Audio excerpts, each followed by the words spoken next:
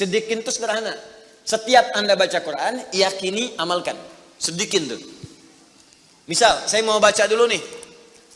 Saya pengen jadi orang ikhlas, baca Al-Ikhlas. Misal. Qul huwallahu ahad, Allahus samad, lam yalid wa lam yakul lahu.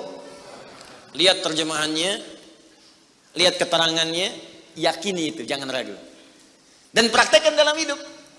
Qul huwallahu ahad, katakan hanya Allah yang esa. Sudah, berarti jangan katakan yang lain lagi. Komit dengan tauhid itu. Komit dengan keislaman kita. Jaga betul dengan baik. Allahus samad, Allah tempat bergantung. Serahkan semua urusan kepada Allah. Ada masalah, minta sama Allah, berdoa.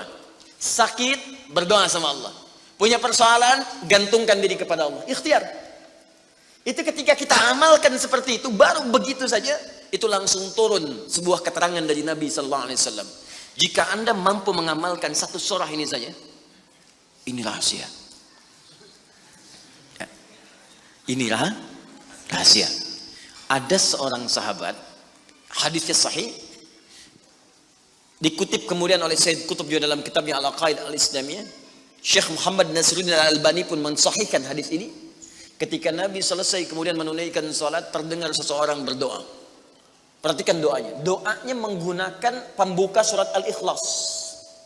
Saking yakinnya Siddiq dengan ayat ini, dan dia mengamalkan kandungan isi surahnya, dia membuka doanya dengan surah ini. Saking yakinnya dengan surah ini.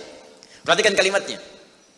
Allahumma ushhidu bi annaka antal ahadus samad alladzi lam yalid wa lam yulad wa lam yakul lahu kufuwan ahad. Allahumma inni as'aluka an taghfira liya. Hadisnya sahih. Kata orang ini, ya Allah, saya menyaksikan, meyakini ya Allah, bahwa hanya Engkau satu-satunya Tuhan yang layak dipertuhankan dan disembah. Aku meyakini bahwa satu-satunya Engkau adalah Tuhan yang menjadi tumpuan dalam setiap permohonan. Engkau tidak beranak dan tidak diperanakan, dan tidak ada sekutu bagimu. Aku enggak minta banyak ya Allah, aku hanya mohon ampuni dosa-dosaku. Begitu selesai kalimat itu diucapkan, terdengar oleh Nabi. Apa keterangan Nabinya? Perhatikan kalimatnya. At-tadri bimadza du'i? Ya fulan, tahu enggak Anda itu baru mengucapkan kalimat apa tadi? Apakah engkau paham? Engkau baru mengucapkan kalimat apa tadi dalam berdoa? Kata orang ini, wallahu wa rasuluhu a'lam. Ya Rasul, saya enggak paham apa yang dimaksudkan kecuali Allah dan Rasul yang lebih mengetahui. Ini adab. Adab, walaupun gini, kalau Anda sedang mengerjakan sesuatu dan Anda paham dengan itu, kalau ada orang lebih pintar daripada kita, ustadz, ulama, apalagi nabi, nanya pada kita, maka adabnya bilang aja nggak tahu. Karena boleh jadi mereka memiliki hikmah yang belum sampai kita kepadanya. Kalau kita jawab, saya tahu ya Rasul, nggak akan nyampe kalimat nanti. Ya. Jadi kalau Anda sedang mengerjakan sesuatu, zikir misalnya, la ilaha illa anta subhanaka inni kuntu minadh dhalimin. Tanya ustaz, datang ustaz, masya Allah pak, zikirnya bagus banget. Tahu nggak maksudnya?